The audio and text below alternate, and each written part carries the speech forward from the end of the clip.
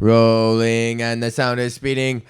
Hi, welcome to This Week with Drew, the Monday edition for Monday, June 8th, 2020. What's going on? On today's episode, we got a big news, and we're just going to free ball in it because I'm free. Free ball, the motherfucker intro. Freestyle Drew, because you know, he got a guitar and Fender. Man, I got a harmonica playing for the band. Oh, hey, what's going on? What's going on? You guys fucking around, you fucking riding your bike and you fucking see you get a handful of bottles and you fucking come around you guys fucking, when you want to show me, you fucking go to the Bottle Depot and you just earn your $5 and you come down to the motherfucking Drake. Down to the Drake when you got your bottles. Ding. Thank you for listening, or the people that watch, thank you for watching. This is the Monday show of Monday, June 8th, 2020. What's going on? What's going on? How you guys doing? You guys doing good? Do I look like Big Ed from 90 Day Fiancé? This is what Big Ed, this is what I think. Maybe I'll look like him one day. Be like, Rose, you need to... Rose, you just have stinky breath and you need to shave your legs, and I don't know why a woman hasn't loved me in 28 years. I don't know why a woman hasn't loved me in 28 years. 90 Day Fiance, my name's Big Ed, and I just... Oh man, that hurts my neck to do that, but I don't know, you should see that guy. It's like, where the fuck... I'd love to see an x-ray of what that dude's... What Big Ed from 90 Day Fiance looks like. Like, what is you...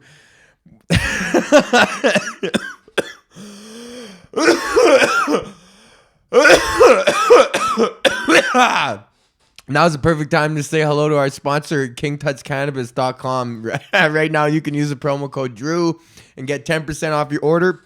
If it's your first time ordering, you can get 15% off on Stack That with your promo code. So you get 25% off your first order, 10% off your ongoing orders using the promo code DREW at kingtutscannabis.com. King Tuts Cannabis. Smoke like an Egyptian. Yo, I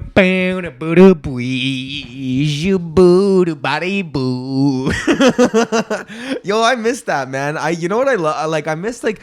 I guess there is still, I love that there's like this phenomenon in music where like a certain song will come out and and it kind of doesn't have any meaning, but people just take to it, and like there's dances associated with it. So I'm talking about specifically songs like the Macarena, or like Walk Like an Egyptian, or like 99 Red Balloons, or most recently Party Rock, LMFAO. Those guys are smart guys. LMFAO, they remember those guys? Party Rock is in the house tonight. Those guys just came. They have 2 albums.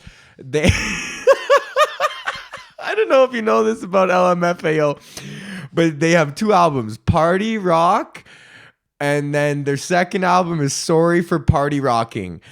And then that's all they put out, was they and every song I listened, I was like, one night Courtney and I were drinking, I was like, I want to actually listen to the full ass Party Rock album just to see like what's like a deep cut on a fucking LMFAO track.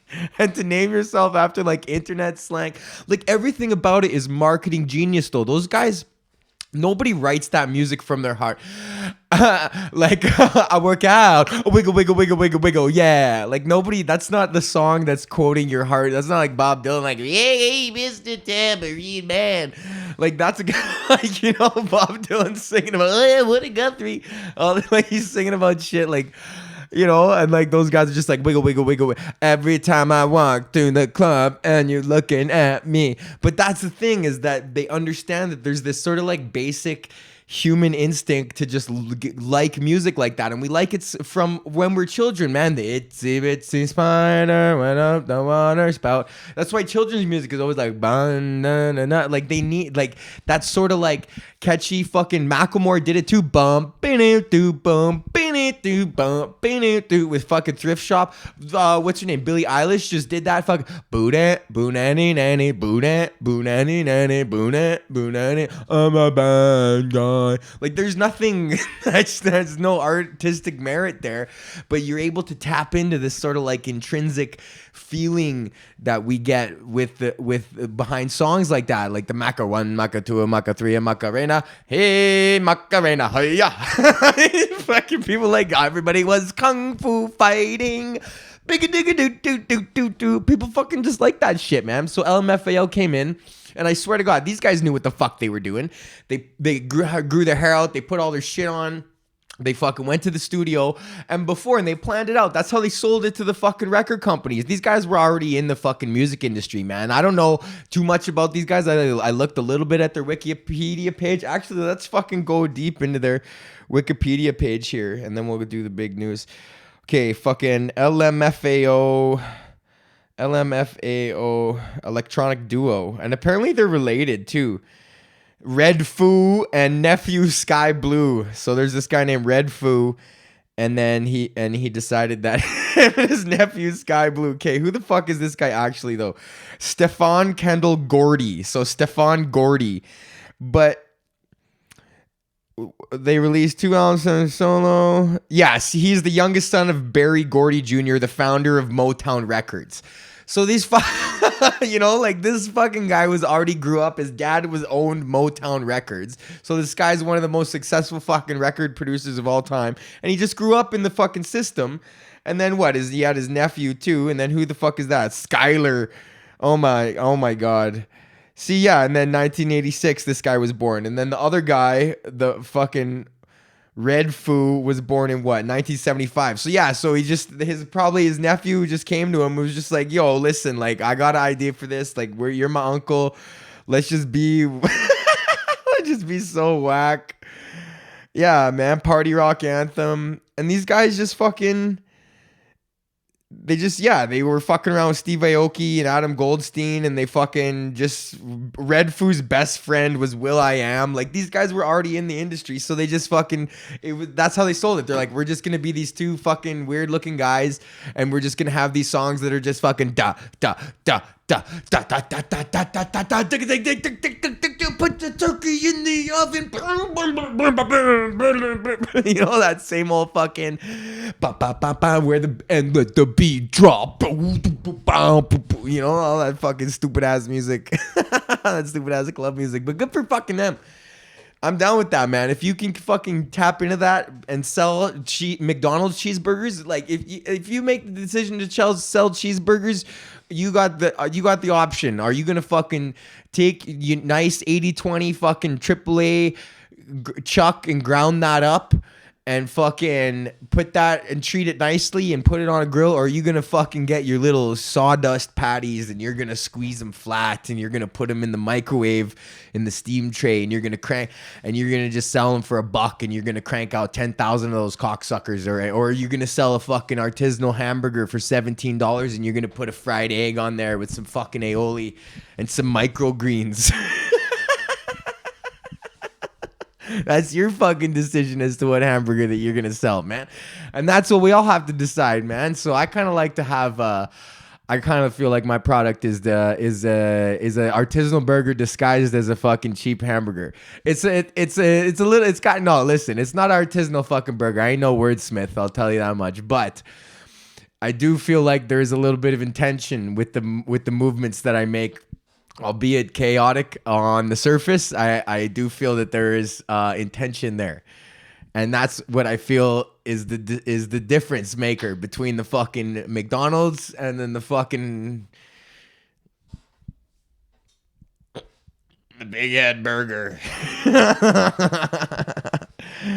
All right, fucking A. Oh boy, can you guys hear that? What the fuck is that?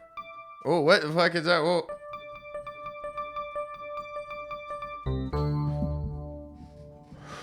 Time for big news with Drew. Okay, this is kind of a sad story, but it's also kind of funny. This guy could also be potentially Custody of the Week for sure. Red Foo. Actually, you know what? Red Foo and Sky Blue are Custody of the Week. You guys are super fucking custody, man. Fuck those guys. Goon Rock. Like, who are these people, man? And you know what's great about LMFAO? They just released 2 albums. party rock and fucking thank you for party rocking. And then they just fucking said, fuck you. We made $100 million off this bullshit and we're going to say fuck you. Okay, here it is. Canadian tethered to 265 pounds of marijuana found unconscious in Detroit River.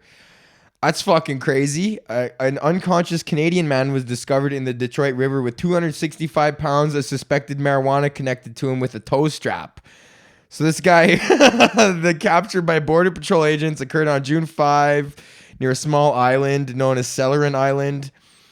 It began in Glen Masso when he was arrested on May 10th while driving a U-Haul truck with 97 grand. So this guy already got pinched with 100 grand.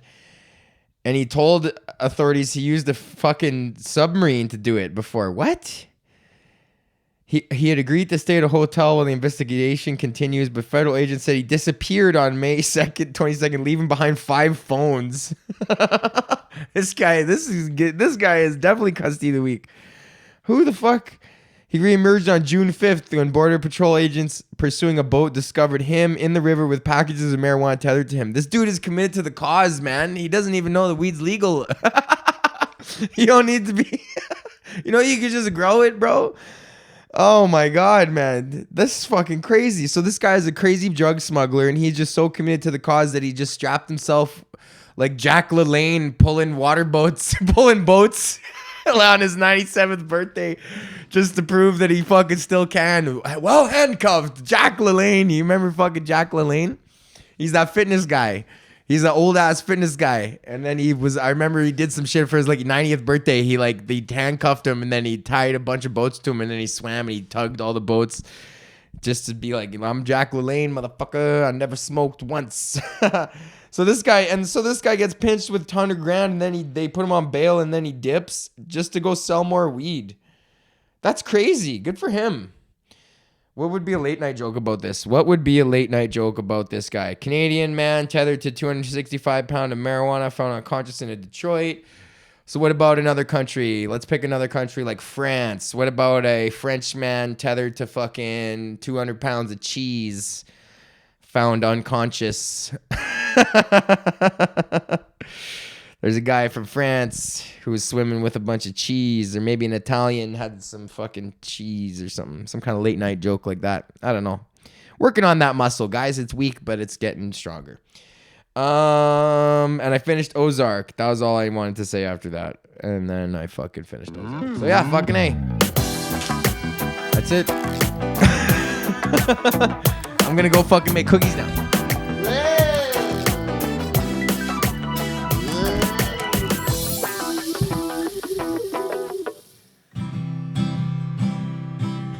When you got the weed on the river floating down, he's got the guy in the weed. There's no point in doing this anymore. Okay.